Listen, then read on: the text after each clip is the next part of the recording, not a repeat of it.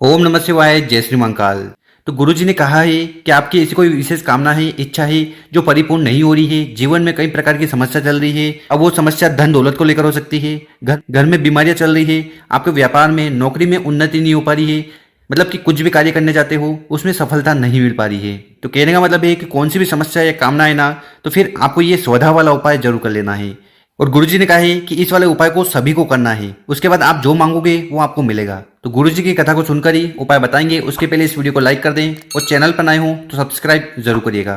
तो जानते हैं पहला उपाय। देखिए, विशेषकर इस उपाय को करना है आपको कामना पूर्ति के लिए। अगर आपकी कोई ऐसी विशेष कामना है, इच्छा है, वो किसी कारणवश पूरी नहीं हो पा रही ना, तो फिर ये उपाय करने से चूकना नहीं है।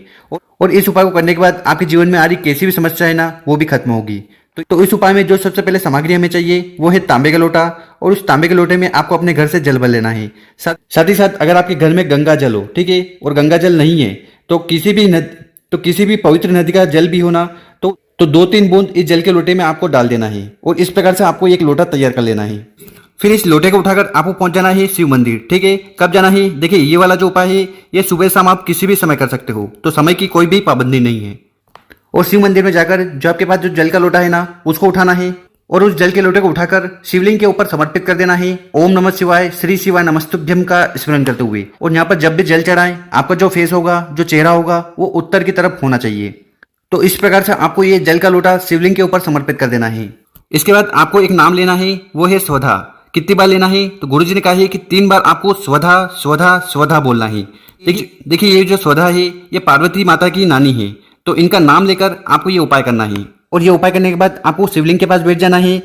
फिर आपको एक बार स्वधा स्तोत्र का पाठ करना है। देखिए, गुरुजी ने कहा है कि ये जो स्वधा स्तोत्र का पाठ है ये महत्वपूर्ण इसलिए हो जाता है, तो अगर आप एक बार भी इस पाठ को कर लेते हो ना, तो आपको 100 बार श्राद्ध करने का फल मिलता है, तथा जितने भी तीर्थ स्थान है वहां पर जाकर स्नान करने का पुण्य मिलता है। तो इतना महत्वपूर्ण है स्वधा स्तोत्र का पाठ। तो आपको ये उपाय करने के बाद स्वधा स्तोत्र का पाठ एक बार जरूर करना है। ठीक है, तो ये बुक आपको इंटरनेट पे भी मिल जाएगी और हो सके तो मार्केट से भी ला सकते हो।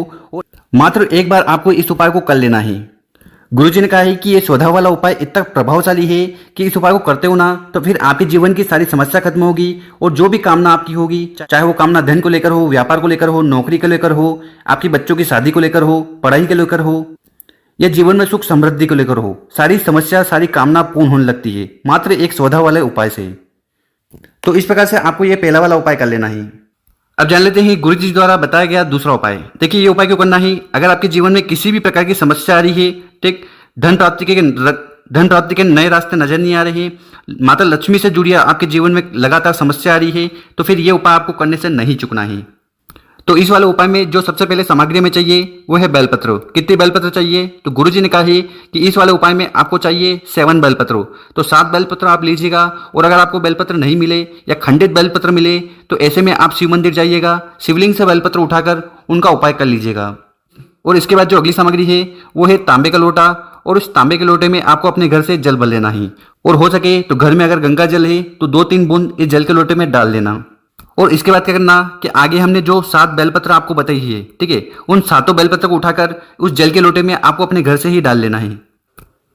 फिर इन दोनों सामग्री को लेकर आपको पहुंच जाना है शिव मंदिर। ठीक, ये उपाय भी आप सुबह शाम किसी भी समय कर सकते हो। सुबह समय मिल रहा हो तो सुबह चल जाइएगा, शाम को समय मिल रहा हो तो शाम को चल जाना। देखिए, यहाँ पर आपको बता दें कि शिवलिंग पर जब भी बेलपत्र चढ़ाते हैं, इससे भगवान भोलेनाथ बहुत ज्यादा प्रसन्न होते हैं, क्योंकि ये जो बेलपत्र है ये माता के नयन आंसुओं से बने हुए हैं, इसलिए भगवान भोलेनाथ को बहुत ज्यादा प्रिय है। तो आपको करना क्या है कि आपके पास जो जल का लोटा है जिसमें आप अपने घर से 7 बेलपत्र डाल के लाए हो, उस जल के लोटे को उठाना है और उसको आपको समर्पित करना है नंदी जी के उठे हुए पांव पर। कहां पर? तो शिवलिंग के बाहर जहां नंदी जी विराजमान होते हैं, उनके उठे हुए पांव पर आपको पूरा का पूरा जल समर्पित कर देना है। जल, और यहाँ पर आपको एक नाम लेना है, वो है नंदीश्वर महादेव। तो नंदीश्वर महादेव जी का स्मरण करते हुए आपको ये जल समर्पित कर देना है। और यहाँ पर एक चीज का ध्यान रखना है कि ये जो बेलपत्र इस जल के लोटे में है, ये एक भी बेलपत्र यहाँ पर गिरना नहीं चाहिए। उसके बाद आपको शिव मंदिर के अंदर चल जाना है। और शिव मंदिर में जाकर सबसे पहले आपको दक्षिण दिशा में बैठ जाना है। आपका चेहरा उत्तर दिशा की तरफ होना चाहिए। और आपके पास जितने भी 7 बेलपत्र है ना, उन 7 बेलपत्र को एक एक कर आपको शिवलिंग के ऊपर समर्पित कर देना है। ओम नमः शिवाय, श्री शिवाय नमस्तुभ्यम का स्मरण करते हुए।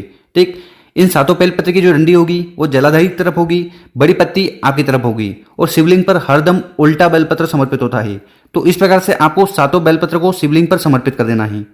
उसके बाद आपको शिवलिंग के पास बैठ जाना है। नाम और गोत्र का स्मरण करते हुए 5 या 10 मिनट तक आपको ओम नमः शिवाय, श्री शिवाय नमस्तुभ्यम का पाठ कर लेना और देवों के देव महादेव जी से आपके जीवन में चल रही सारी समस्या को खत्म करने के लिए विशेषकर कामना कर लेना है।